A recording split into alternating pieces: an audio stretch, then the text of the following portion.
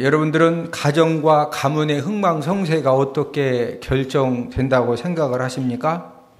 우리 주변에 보이는 어떤 가정과 가문이 계속적으로 이제 흥해지고 또 잘 되어지고 또 물질적으로나 모든 부분에서 더해지는 그런 가정과 가문이 있는가 하면은, 또 어떤 가정과 가문은 부모님으로부터 엄청난 이제 그 유산도 물려받았고 잘 된다고 했는데 갈수록 자꾸 이렇게 깨어지고 또 잃어버리고 무너지고 이런 가정들을 보게 되는데, 가정과 가문의 흥망성쇠가 어떻게 결정될까요? 우리가 러시아 속담을 통해서 그 해답을 찾을 수가 있는데, 싸움터에 나갈 때는 1번 기도하라, 바다에 나갈 때는 2번 기도하라, 그리고 결혼할 때는 3번 기도하라. 이 러시아 사람들은 지금 총알이 막 왔다 갔다 해서 총알 하나만 맞으면 죽어야 되는 그런 전쟁터에 나갈 때는 1번 기도라 이거죠. 그러나 바다에 나갈 때는 바다가 언제 막 이렇게 폭풍이 불어서 배가 뒤집어질지 모르기 때문에 2번 기도해라. 그러나 결혼할 때는 3번 기도라는 거죠. 왜? 결혼을 잘하면은, 결혼을 잘한 것 때문에 그 사람 되는 흥하고 축복이 충만해지지만, 결혼을 잘못하면은 부모님이 이뤄놓은 그 모든 것까지도 전부 다 결혼 잘못한 것 때문에 무너뜨리고 파괴하고 전부 다 잃어버리기 때문에, 그래서 이 결혼이 가정과 가문의 흥망, 성쇠를 좌우한다고 할 수가 있습니다.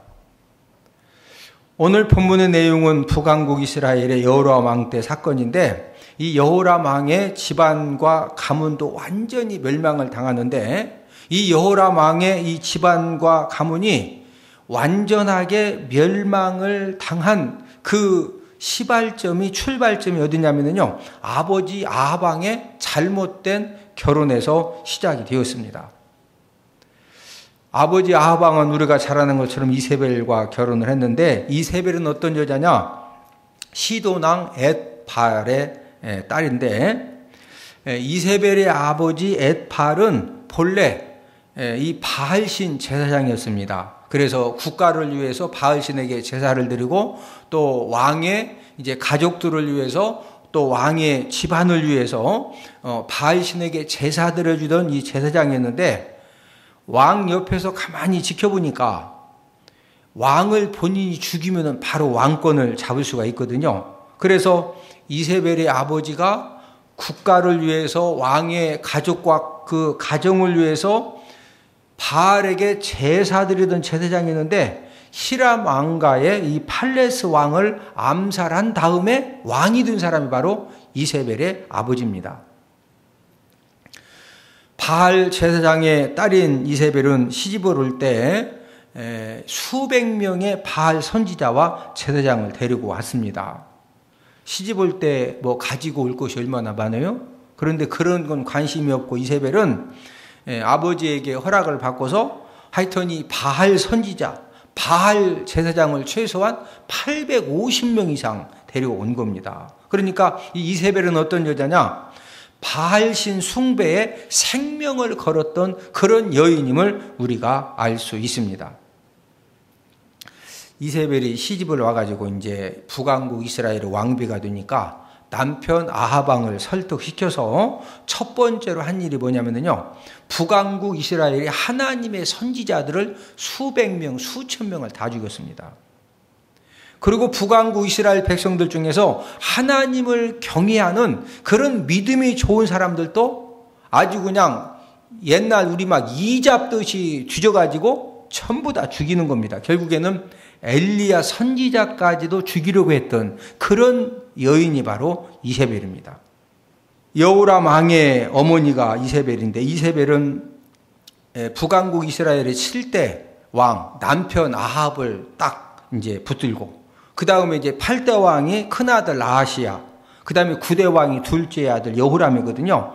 남편과 두 아들을 철저한 우상 숭배자로 만들어 놓은 그런 여인이 바로 이제 이세벨입니다. 오늘 본문에 등장하는 엘리야 선지자는 아합왕, 아시아왕, 여호람왕 이 3대 왕에 걸쳐서 사역을 감당을 했는데 오늘 본문의 사건은 이제 여호람 왕, 이 북왕국 이스라엘의 9대 왕 여호람 왕이 북왕국 이스라엘 통치할 때 일어났던 그런 사건입니다.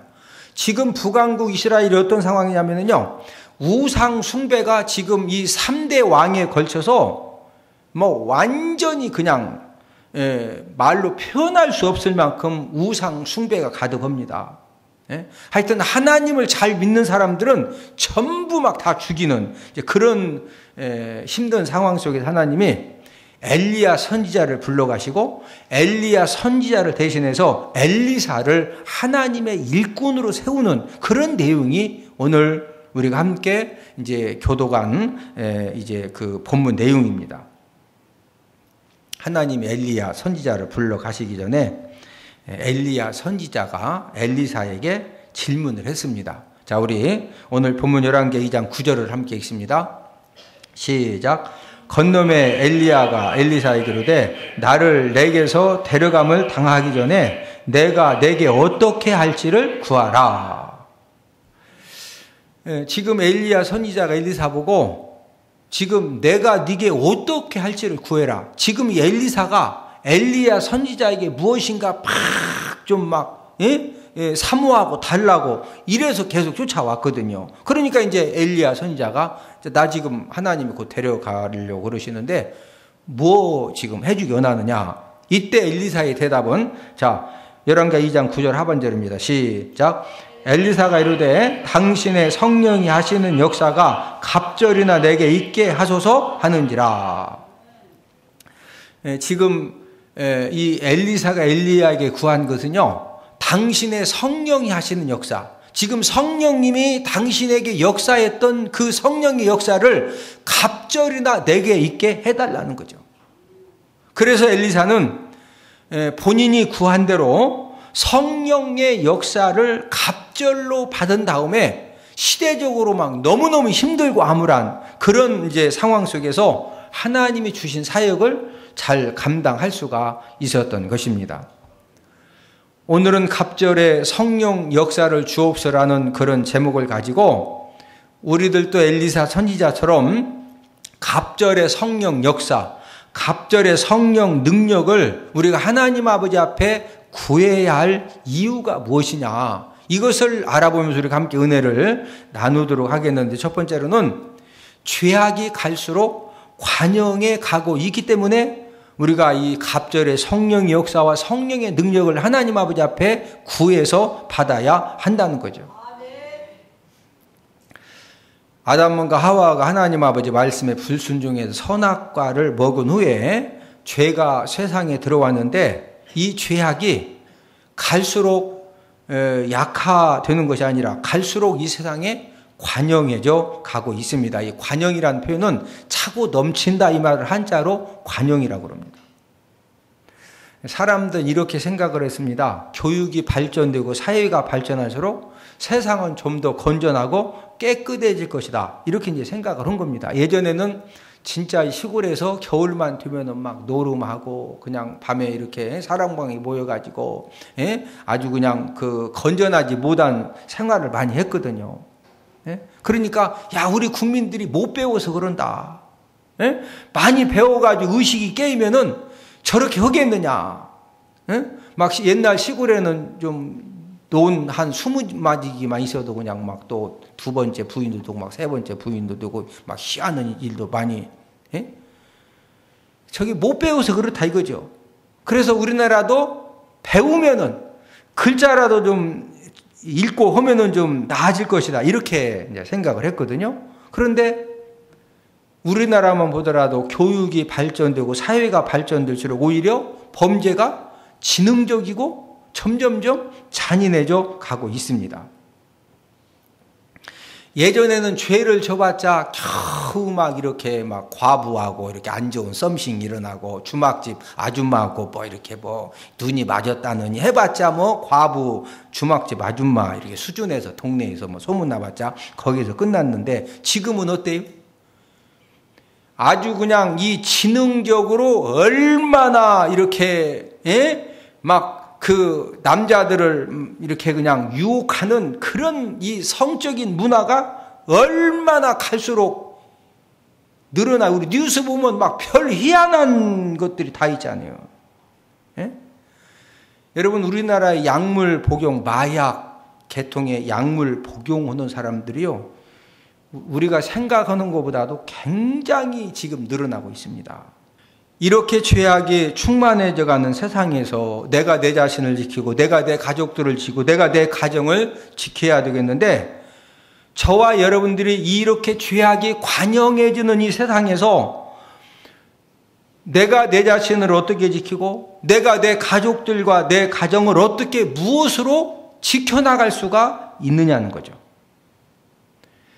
우리가 범하기 쉬운 실수와 착각은 내가 열심히 내 남편과 내 아내를 관리하고 내 자녀들을 관리하면은 지킬 수가 있다, 이제 이렇게 생각을 하는데, 이런 사람들의 특징은 자신의 지혜를 가지고 세상 수단 방법을 동원해서 막 나름대로 관리합니다.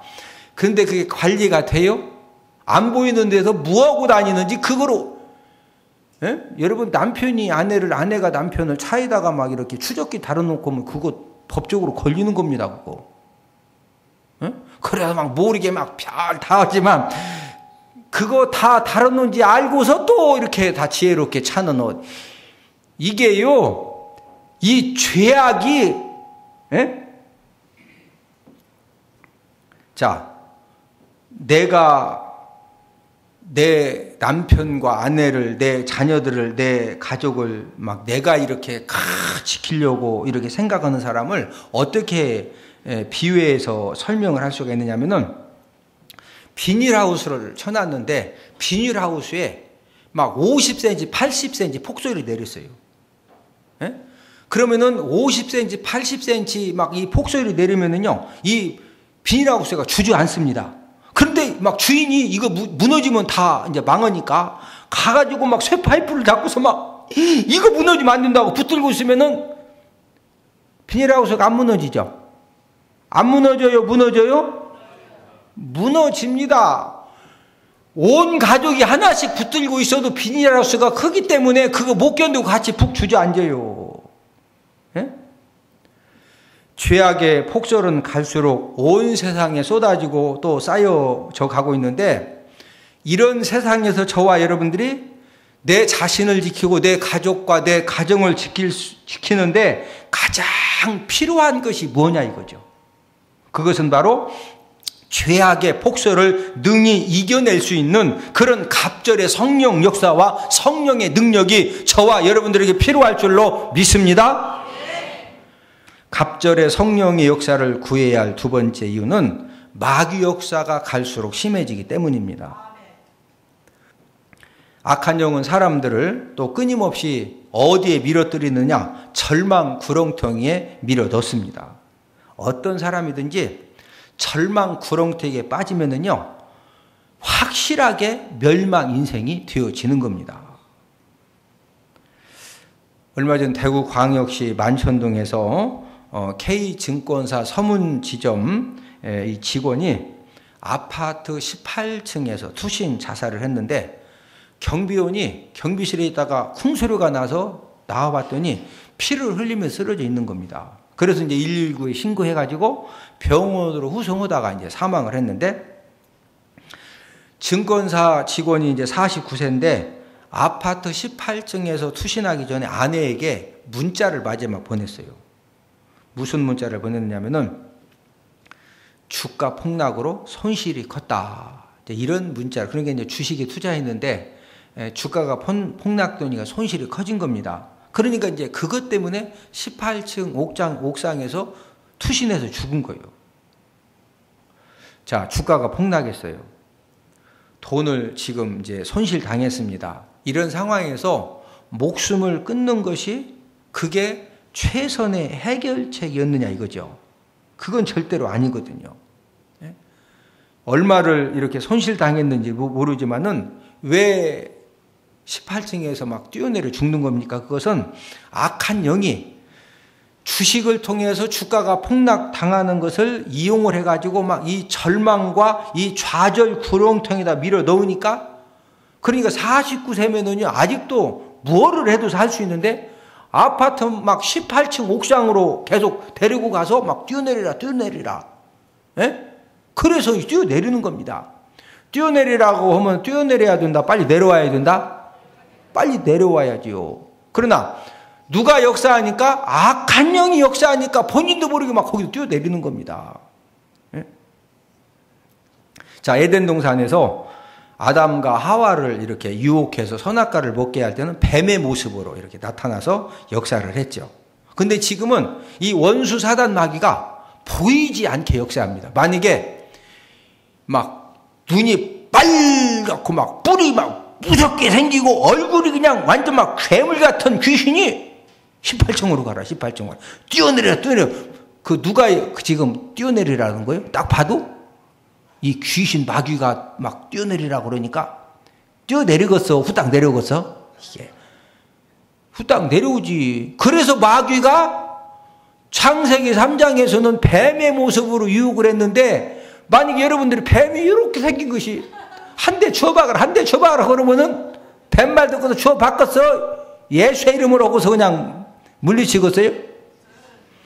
그래서 원수 사단 마귀가 지금은 모습을 드러내고 역사한다? 안 보이게 역사한다? 안 보이게. 주님은 베드로전 5장 8절 말씀을 통해서 마귀에 대한 경고의 말씀을 주셨는데, 우리 베드로전 5장 8절을 함께 읽습니다. 시작. 근신하라 깨어라 너희 대적 마귀가 우는 사자같이 두루다니며 삼킬 자를 찾나니. 자, 우는 사자같이 기다리고 있다, 두루다닌다?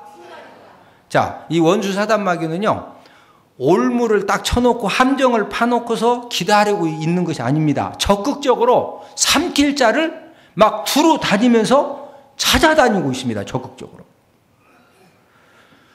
사람들마다 나름대로 약점과 연약함을 가지고 있는데, 어떤 사람은 유달리 돈에 약한 사람이죠. 돈에. 참 뭐 인격도 좋고 모든 성품도 좋은데 아주 이 돈에 관계된 것에 대해서는 막 갑자기 사람이 돌변을 합니다. 어떤 사람은 진짜 돈 가지고 막 순대국밥도 사다 주고 뭐 막 잘 하죠. 그런데 아주 이성에 약한 사람이죠. 이성에. 예? 막 회계도 잘해 또. 막 또 일 벌여 또. 어떤 사람은 또 이성을 막 진짜 돌보듯이 보고 돈도 아주 뭐 잘 이렇게 관리도 잘해. 그런데 이 분노 폭발이 약한 사람이 분노 폭발. 예? 어떤 사람은 생전 가도 그냥 이렇게 화도 안 내. 예?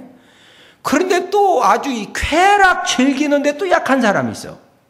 그런데 원수 사단 마귀는요, 저와 여러분들의 약점과 연약함이 무엇인지를 원수 사단 마귀는 정확하게 파악을 하고 있습니다. 그래서 공격을 할 때 저와 여러분들의 그 연약함과 약점을 정확하게 공격을 해서 뱀의 개구리를 삼키듯이 저와 여러분들을 공격해가지고 그냥 삼켜버리는 겁니다. 여러분, 마귀에게 삼킴을 당하면은 건강도 잃어야 되고 물질도 잃어야 되고 명예도 잃어야 되고 가정도 전부 다 잃어야 됩니다.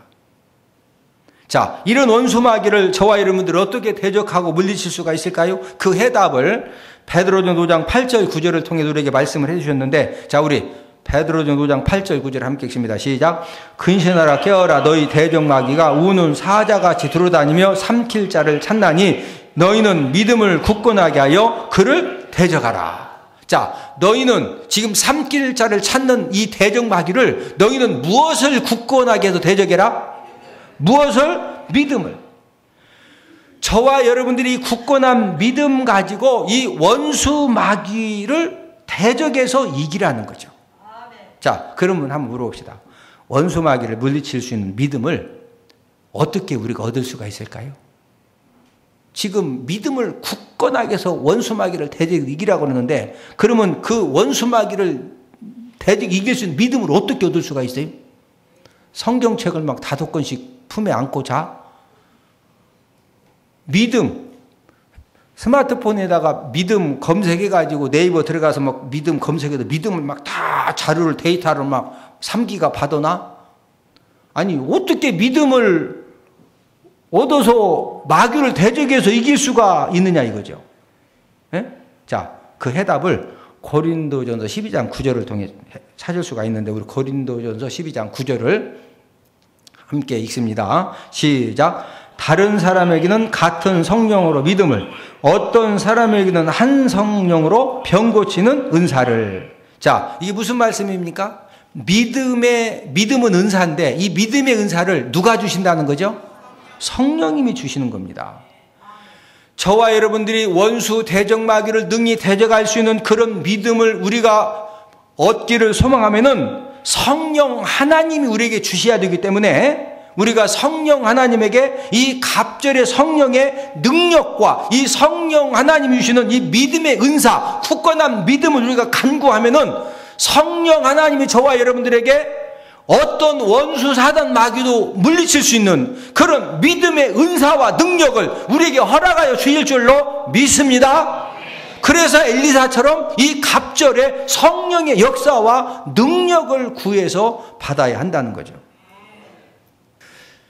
우리 주님은 저와 여러분들에게도 성령을 주신다고 약속을 하셨거든요.